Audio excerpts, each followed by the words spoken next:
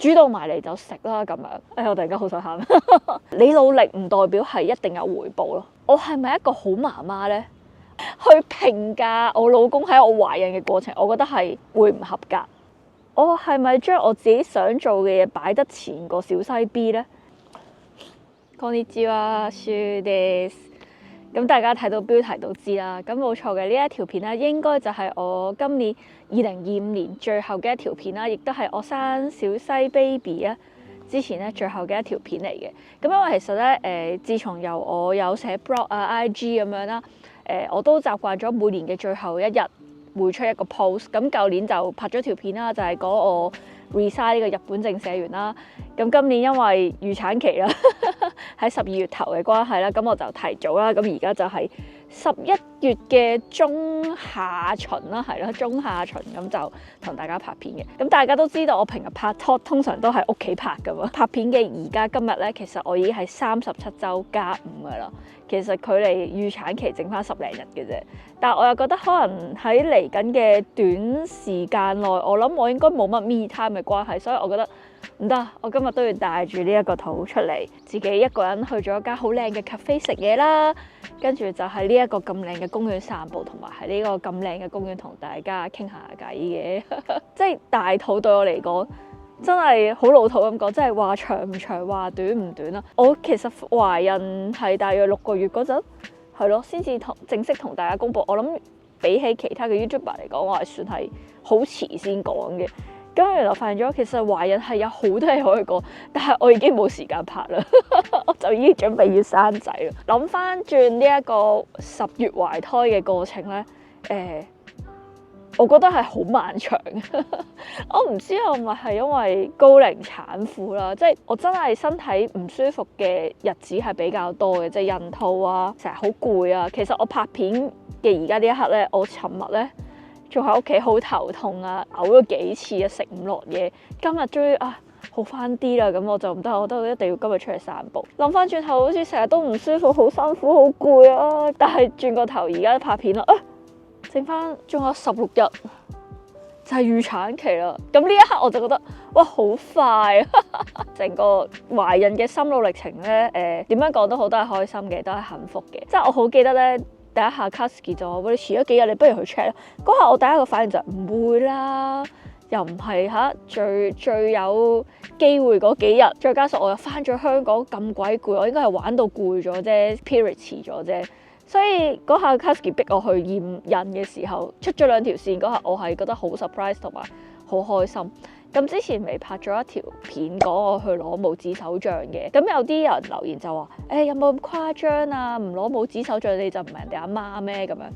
咁但係可能我喺嗰條片度冇表現出我好興奮啊，因為係區域所你好難我攞到拇指手杖啦咁。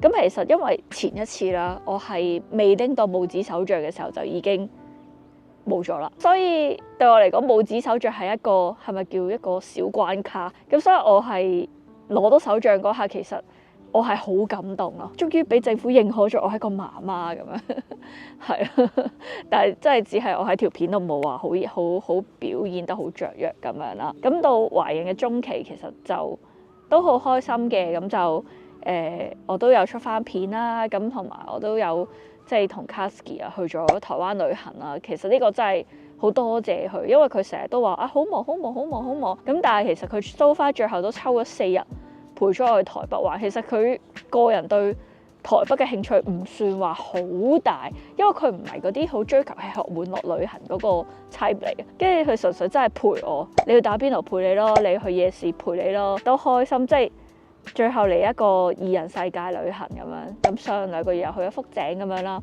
咁去到而家懷孕嘅後期啦，咁其實咧有好多觀眾啊會 comment 啊或者 DM 我，就問我：你一個人喺日本自己大肚生 BB， 你會唔會好緊張、好不安啊？咁樣好老實咁樣講 ，physical 嗰 part 啊，即係生仔嗰 part、生產嗰 part，我還好嘅。我唔知我係咪一個佛系老母咯，即係我係有個心態就係，煮到埋嚟就食啦咁樣。即係我覺得日本人都係咁生啫，我又唔係唔識講日文，你要我點啊點啊咁樣。自然產就自然產啦，咁樣你要我開刀啊，我開啦咁樣。我諗有啲醫院會提供 option 啦，但係其實基本上咧，佢都係 default 咗你係自然產，可能去到真係生嗰陣啊好緊急啊，佢先至會俾你轉剖腹產嘅。我冇特別去揀個醫院啦，有好多人就話要揀一間唔知乜嘢醫院，要啲餐好好，一定要24小時無痛。冇，我淨係揀咗屋企最近嗰間。你有無痛啊？咁 book 咯。冇無痛啊？好咯，我努力啲啊，即係我係咁樣咯，煮到埋嚟就食啦咁樣。我係相信日本嘅醫療嘅，即係有咁多日本媽媽都生過 BB 都咁安全，我諗應該冇問題。我知會好痛啊，痛我都驚啊，但係 OK 嚟啊！煮到埋嚟食啊咁樣。其實基本上我連坐月都冇準備咯，咩要準備啲乜嘢咩藥材啊，咩炒米茶薑啊，我一樣都冇買過，一樣都冇準備過。我唔係要否定香港坐月嘅文化，但係我又覺得反正日本啲阿媽都冇坐月㗎啦，都係咁㗎啦。總之到時候就係注意唔好冷親就得啦。我就係咁樣諗咯。但係反而係咪叫做不安啊？比較大壓力嘅位係我有時覺得我自己係咪一個好媽媽咧咁樣？我係咪究竟會做得一個好媽媽咧？生完 BB 之後嘅生活係會變成點咧？呢個反而係我更加有壓力嘅地方，因為有時候睇到一啲觀眾俾我嘅善意嘅留言啦，其實佢哋好 nice， 我覺得大家都好緊張我一個女仔喺日本生 B 咁樣，但係有時睇到佢哋 comment， 去台灣唔好食綠豆，去福井唔准食蟹，唔好食蟹，你要進補，你要食啲乜，即係我知大家係好 nice， 但係我有時真係好怕見到呢啲留言，即係當然啦，係我自己剪出嚟，我自己 show 俾人睇，又唔係叫講大話嘅，我唔 show 俾人睇，大家咪唔會 judge 我呢啲位咯。我真係一個咁樣嘅人，所以有時睇到嗰啲 comment， 我會覺得我係咪一個好媽媽咧？我真係冇特別去食啲咩去進補俾小西 B。每一次產檢啦，咁小西 B 嘅重量都係佢係 normal 嘅，佢係符合嗰條線嘅。但係我諗佢可能係嗰個重量嘅比較 bottom 啲嘅，即係比較下啲。即係我諗佢係比較輕，所以有時候望住自己個肚，死啦！我係咪對佢唔係好好咧？我係咪真係俾得唔夠營養佢咧？咁同埋我係好擔憂嘅係生仔痛我都會好驚啦，但係我反而好緊張就係我生完 BB 之後，我仲可唔可以繼續做我想做嘅嘢？我仲可唔可以繼續做 YouTuber？ 我繼續可唔可以剪片、拍片去分享更多我嘅生活俾人睇呢？咁之前係有收過一啲在日媽媽嘅 DM 啦，佢就同我講：哎呀，你日本呢就冇4大長老，冇菲傭。你就一定要自己育兒噶啦，咁我都知，我都預咗嘅。你都唔好諗住可以繼續做翻 YouTube 噶咯。其實我理解佢點解佢會咁講，因為佢而家經歷緊好忙，佢根本冇晒自己私人時間，淨係照顧小朋友。即係有個過來人嘅忠告俾我，就話：你可能都冇晒自己私人時間，你都做唔到 YouTube 嘅。但係我嗰下有少少嬲咯。唔知點解我嬲咗一下咯？點解你會覺得我做唔到咧？咁樣我明白佢係善意嘅，佢真係純粹係佢過來人嘅一個忠告。跟住我就諗唔得啊！我點解我都要做我自己想做嘅嘢？即使可能我嚟緊生完 BB 我穩定咗之後，我可能唔可以週更，我咪2星期1更咯，3星期1更咯，月更得未？即係我係咁樣諗啦。再冷靜啲諗一諗，我係咪將我自己想做嘅嘢擺得前過小西 B 咧？係咯，我突然間好想喊。如果我生完 BB 之後，如果真係冇要為咗育兒冇晒個人時間，我仲要好堅持要去做 YouTube 嘅話，其實我係咪真係一個好媽媽咧？咁啊，呢個位係令到我非常之有壓力咯。我就係諗緊生完 BB，我個 schedule 要點樣？我要幾時再開始翻恢復我嘅 YouTube channel？ 死啦！我好似冇諗過小西 B 啲嘢喎，咁樣我係咪好衰咧？咁樣，所以就係咯，呢個位咯，呢個位我覺得我直到我就而家準備仲有10零日要生，我都未係好 soft 到呢一個壓力啊。可能生完出嚟見到個 B 又唔同嘅，YouTube 啊是但啦，可能我會咁樣諗啊。但係而家呢個 moment，我仲會覺得佢好重要，但係我想做嘅嘢都係咁重要咯。同埋之前咧公佈我懷孕嗰條片啦，我有講過我希望我嘅 channel 嘅定位仍然都係一個香港同埋日本之間嘅橋梁。我嘅定位就係一個在日港人，在日港人我都可以喺日本做好多嘢㗎。咁我可以行街 shopping 啊，吃喝玩樂係咪先？我喺日本留過學啦，又喺日本做過正社員，返過好多唔同嘅 part time 啦，嫁俾日本人啦，同日本人結婚啦，到而家大肚準備生 BB 咁樣。我有好多嘢想分享，我係好多範圍，我每一樣嘢都想同大家分享。但係無奈奈何就係我特別係近呢半年啦，我嘅身體狀況啦。我每日接觸到嘅生活係冇辦法係偏向咗媽媽嗰邊。其實我唔係特別想做一個咩日本人妻 KOL 或者日本媽媽 KOL， 我冇諗過。但係冇辦法，我呢半年最接近我嘅生活就係媽媽。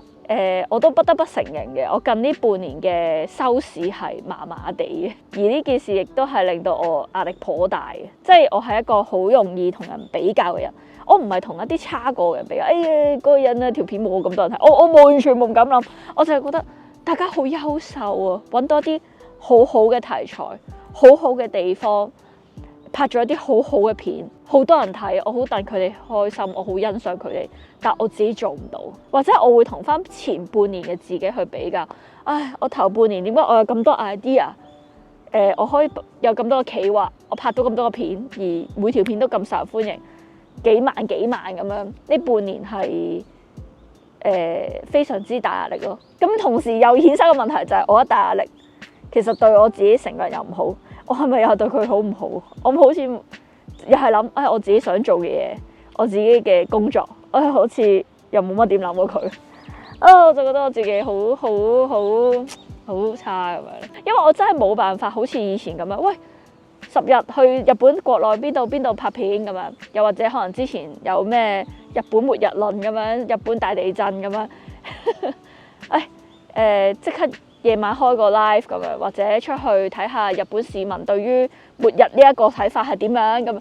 即係我冇辦法再做到一啲咁 update 嘅片啊！公布懷孕之後，我都盡我嘅所能去每一個禮拜出一條片啦。我自己係我覺得我係努力咗嘅，所以。但係即係 YouTube 係一個地方，就係你努力唔代表係一定有回報咯。我努力咗啦，我都盡我嘅體力啊去拍咗一啲片，但係冇人睇，就開始不停諗，我係咪唔得咧？我係咪唔 OK 咧？咁樣。咁其實咧，我4月知道自己大肚嘅時候，我都有諗咗好多嘢。我要排 schedule， 其實我有一個 schedule 嘅我自己。我要剪幾多片，我要點樣 footage 咁樣。即使咧我大肚生仔嗰陣咧，我都 keep 住有片出。其實我諗咗好耐，計劃係跟唔上呢個改變。即係有大個肚嘅人都知啦，其實身體狀況真係好 fluctuate，而我又真係成日都好唔舒服咁樣。剪片嘅速度係慢咗超級多。仲要我係個 one man band 嘅 YouTuber， 我唔剪係冇人會幫到我剪。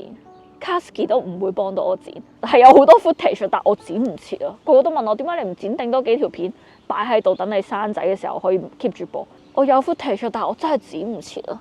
係啊，呢條片剪埋我就真係冇存貨喺度噶啦。不過咧，其實我今年都有感恩嘅事，就係收到大家嘅 comment 啦，咁好多嘅祝福啦，同埋。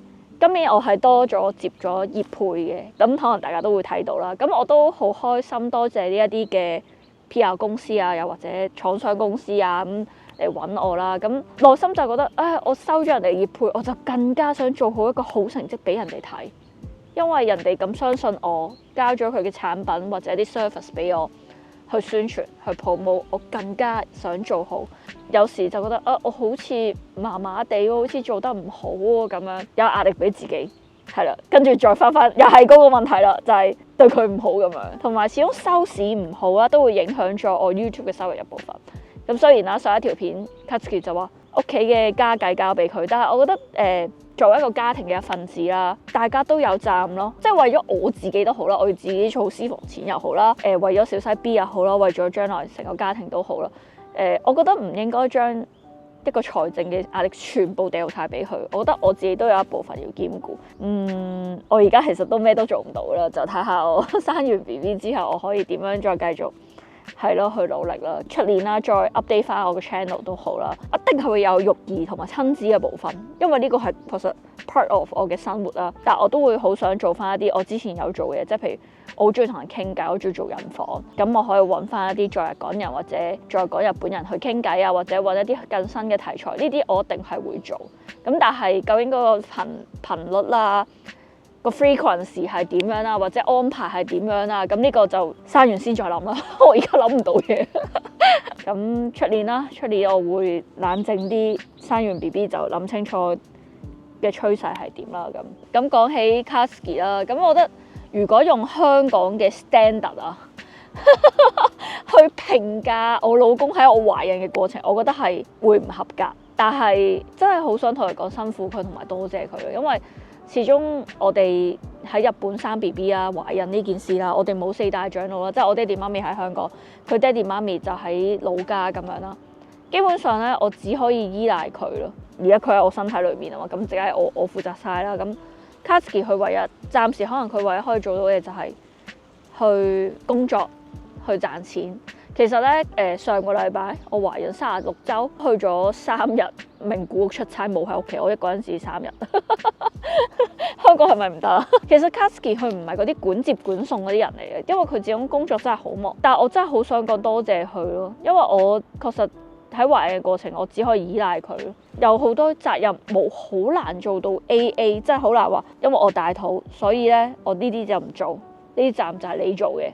我覺得唔可以咁樣咯，我都一定要負翻一部分責任，因為呢個 BB 一人一半噶嘛，所以我都會盡量，帶住肚都好啦，都會做多啲屋企嘢咁樣，等佢翻到嚟都可以比較舒服啲。我唔敢講而家好舒服啦，屋企係啊，俾佢可以翻到嚟可以放鬆啲咁樣咯。其實我覺得 Katsuki 已經好好嘅，佢已經盡佢最大能力去照顧我，佢未必可能做到100% 嘅陪伴，成日都話陪我去邊度邊度，陪我去產檢，陪我買嘢。可能我講咗我好想去台灣旅行，抽咗佢嘅時間4日陪咗我啦，咁樣帶住肚我想去拍片，佢都好好咁樣。咁我哋邊日去啦，我陪你拍啦。雖然佢拍出嘅嘢未必係我好想要嘅嘢，佢成日拍片成日 hea 我，即係起碼佢陪我去一個地方去拍片。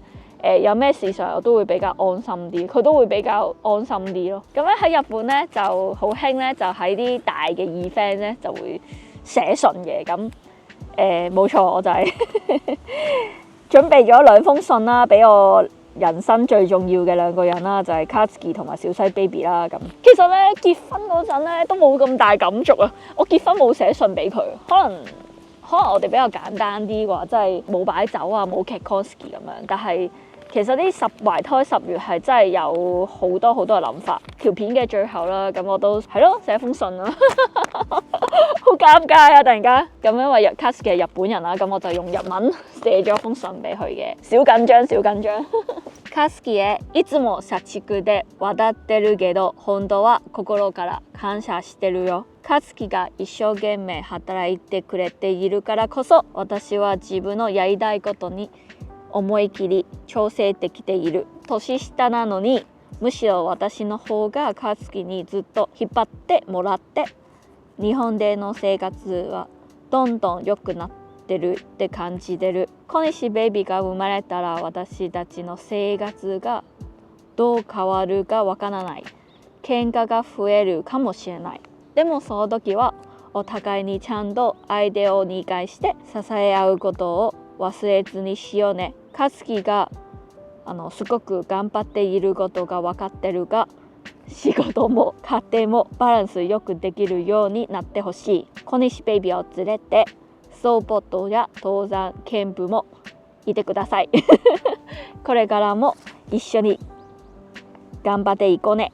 Kitty， 因為 Katsuki 咧，佢叫我個名做 Kitty， 明明我叫二玲。係之後就係小西 baby 啦。其實小西 baby 咧，我諗咗好耐，究竟寫日文定係寫廣東話俾佢？但係我諗下，因為我想教佢廣東話，所以我就用咗廣東話寫咗封信俾佢。咁希望佢大個咗，學識咗廣東話之後，就理解到呢一段嘢啦。小西 baby， はじめまして。我係你媽咪啊！多謝咧，你揀咗我哋做你爹哋同媽咪啦。咁雖然咧我係你媽咪，但係可能你大個睇翻呢一段片啦，睇翻媽咪做過嘢，就會覺得呢個媽咪其實咧係好任性、好小朋友。媽咪咧就唔似其他媽咪咁叻、咁識做家務、煮飯啦，又冇一個好穩定嘅工作為你提供一個好好嘅經濟環境。所以咧，我真係好多謝你揀我呢一個咁 bugger 嘅媽咪。咁好快啦，我哋就可以見面啦。咁其實咧，我唔知自己係咪一個好稱職嘅好媽媽，但係我可以肯定嘅係咧，我會做一個咧同你一齊成長嘅媽咪啦。希望咧到時候咧，你會同我一齊努力啦。咁你作為一個港日混血 BB， 你爹哋話咧要我一定要教識你講廣東話。咁可能咧你學嘅時候會覺得好混亂啊，好難啊，但係我都好希望你可以學得識啦，咁樣你先會睇得明我呢封信。特登唔打翻日文字幕先呢段。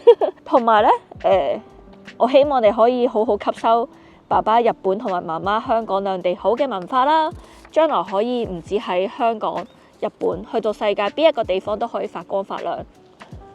咁其實爹哋媽咪一直咧都係好任性咁做緊自己想做嘅嘢，所以咧我都好希望咧你大個咗啦，有辨別是非能力之後咧，都可以做自己想做、自己開心嘅事。即使咧呢件事可能喺人哋眼中好蠢嘅事都好啦，你決定咗咧，爹哋媽咪都係會支持你嘅。咁咧最後咧就祝你健健康康啦。喺爹哋同埋媽咪能力範圍以內咧，我哋都會盡量帶你去體驗呢一個世界。你老豆話咧已經計劃要帶你去 snowboard 啊、行山同露營嘅，咁你就好好咁跟住去 enjoy 啦。咁仲有10幾日，我哋就會見面啦。よろしくね，媽咪。哎呀，我冇諗過我自己會眼濕濕嘅。我覺得我寫得好好笑，唔知小西 baby 見到會覺得我好白痴。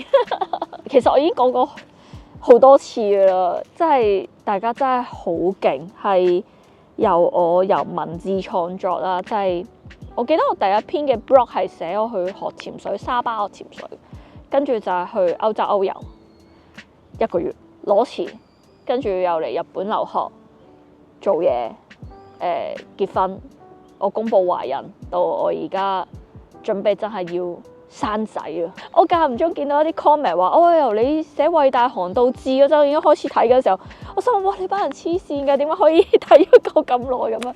但係我係由心係好多謝你哋一直咁樣支持我。我知係有 haters 嘅，但係我好想講真係一定係支持我嘅人比呢一班 haters 多好多。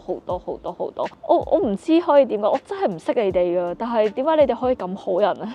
係咯，都係嗰句，希望我嚟緊休息啦，咁之後唔知幾時會再翻嚟啦，咁但係希望到時候大家都可以繼續支持我啦，出片嘅次數啊或者 frequency 未必可能做到以前咁密都好啦，咁但係我都會喺我嘅能力範圍裏面盡我所能去分享更多我喺日本嘅生活啦，咁希望到時候大家都可以繼續支持我嘅。咁雖然係有啲早嘅，咁但係作為2025年最後嘅一條片啦，咁我都希望大家嚟緊呢個2025年最後都可以開開心心啦，嚟緊出年2026咁都係繼續大家一齊加油嘅。我唔知自己講咩。いつもありがとうございます。これからもよろしくお願いします。如果你中意我呢一條片，記得 subscribe 我嘅 channel， 俾個 like 我，同埋 share 俾朋友，仲可以打開個鐘仔，就唔會錯過我任何一條更新啦。ご視聴いただきありがとうございます。